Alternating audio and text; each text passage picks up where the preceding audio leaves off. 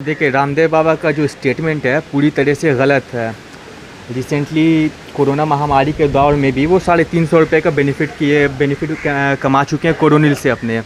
ठीक है, जहाँ तक सवाल है एलोपैथी का या आयुर्वेदा की कि कौन बेटर है, तो एक्चुअली बेटर इसमें देखा जाए तो आयुर्वेदा तो चलो एंशिएंट है, हमारा संस्कृति से जुड़ा हुआ, बट मॉडर्न साइंस जो है एलोपैथी के थ्रू अभी IMA के आपको सचिव का जो इंटरव्यू हुआ है आज तक में, ठीक है, तो उसमें उन्होंने कहा कि उन्होंने 20 करोड़ लोगों को ठीक किया है। 20 करोड़ के अराउंड लोग रिकवर होके जा चुके हैं। और रामदेव ने कहा कि कई 120 के अराउंड डॉक्टर या 1200 या 2000 कितने डॉक्टर जान गंवा चुके हैं। भाई, तो जो जान गंवा चुके हैं वो उस सिनारियो में रह रहे हैं, उस सिचुएशन में रह रहे हैं, उनमें से कितनों को शुगर होगा, कितनों को BP होगा। सो इसमें जान गंवाना कोई ऐसा नहीं है कि 20 करोड़ में 2000 डॉक्टर की जान चलेगी। बात है लोग रिकवर कितना हो रहे हैं। और यहाँ पर बात है रामदेव बाबा को, तो बाबा रामदेव नहीं, वो लाला रामदेव हैं टोटली, क्योंकि प्योर बिजनेस माइंड आदमी है।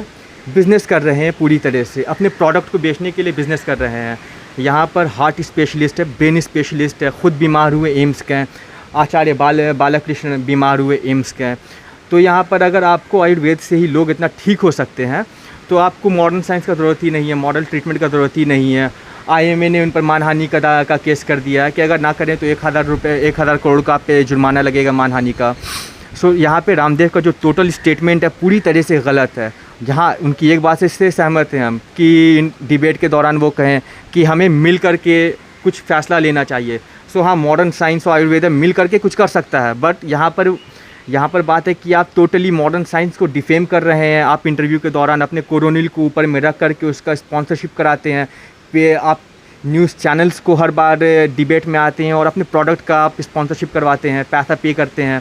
तो यहाँ पर आप बिज़नेस कर रहे हैं, ना कि कोई जन सेवा कर रहे हैं। आपको गवर्नमेंट ने हॉस्पिटल से रिलेट किया, देन आपने उसमें पतंजलि हॉस्पिटल का लगा दिया, जबकि उस हॉस्पिटल को आपने बनवाया भी नहीं। सो ये सब चीज़ है।